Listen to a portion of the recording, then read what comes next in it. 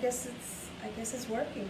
So I'm here live again with you in my little space. This is I live in a pre-war apartment in Manhattan, uptown, and we have all this space. I have one room dedicated 100% to me and my relaxation. It also doubles as a guest room so that when and if family or friends come over, there's a comfortable place for them to hang out.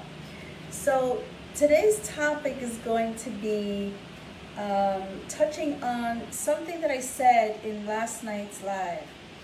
And it just kind of struck me that it might be perceived as a contradiction. So I want to clarify this. And that is that at one point I said that who you are, as you are, is good enough. That we have created all of this ambition in life, and it's not really what we need or should be pursuing. And then there's another side where we have all these gifts and abilities and we should be sharing them. And why not? You may be having blocks that keep you from succeeding at what it is that you want to do in life. And so that's what I wanted to talk about today. I think the important thing here is to realize that it all depends on you and your feelings. I'm saying that in slow motion, your feelings, because that drives everything. So how you feel drives everything.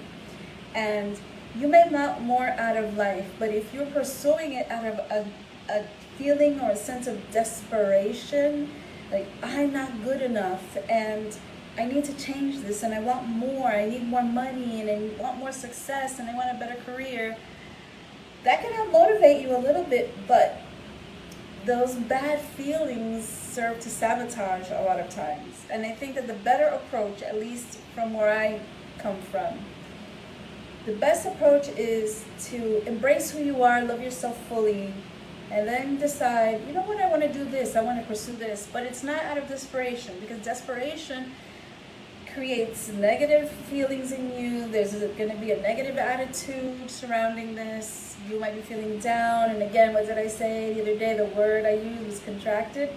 So that creates a lot of contraction. And we don't want that. You don't want to feel contracted. You want to feel open and expansive. And I keep repeating things because it feels important for you to hear at least 7 times. It's proven that we need to do that.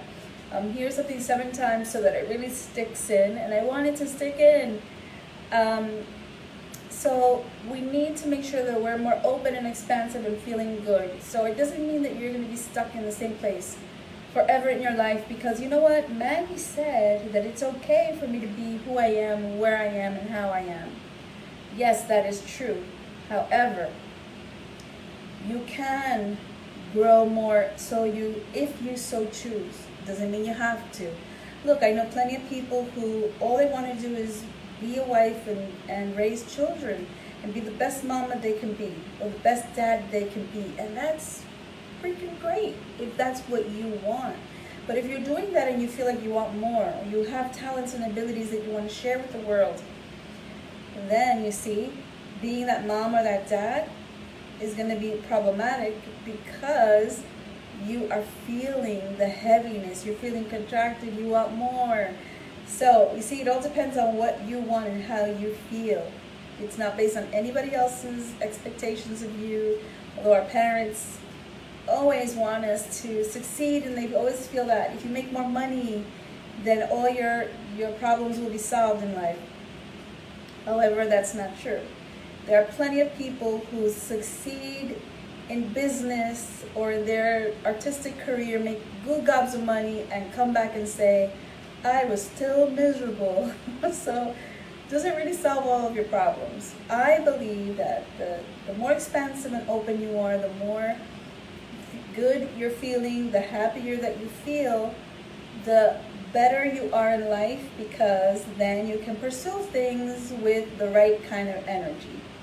That, at least, is my experience, in my opinion, and has been very effective in me working with clients and helping them to bring a better attitude to the table so that they can move on in life and go after those bigger and better things, if that's what you want to call it.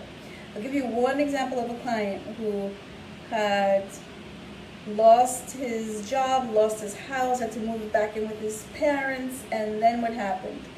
He attended one of my workshops and expressed what he was going through, and I said, well, you know, it's all about your attitude. So if you're going to interviews and you're desperate, somebody hire me please, it's not really going to attract someone that is going to say, well, that's a great guy that I think we need to hire.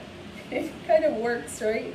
It does the complete opposite. So you want to change your attitude. You want to be in a more open, expansive place so that when you go on that job interview, the employer, potential employer, will say, you know what? Maybe that person wasn't the most qualified, but I sure love their attitude. So I'm just saying, attitude, how you feel, your emotions, drive everything in your life. And so I'm not saying stay small when I say you're good enough just the way you are. What I'm saying is you have to embrace that first. Embrace that you feel really good about yourself and that you're okay with who you are, but you want that little cherry on top. And then go after that little cherry on top. And if you come across any obstacles or any external problems, people in your life that help to sabotage your efforts, just work through it and make it happen. Because you can, you're worthy. We're all worthy of something good and great in our lives, even if it is just being who you are. But it's all about your choice and your feelings. So that's all. I'm not going to stay on very late tonight. I hope that you will get a little something out of this and go after your dreams. Okay, bye-bye.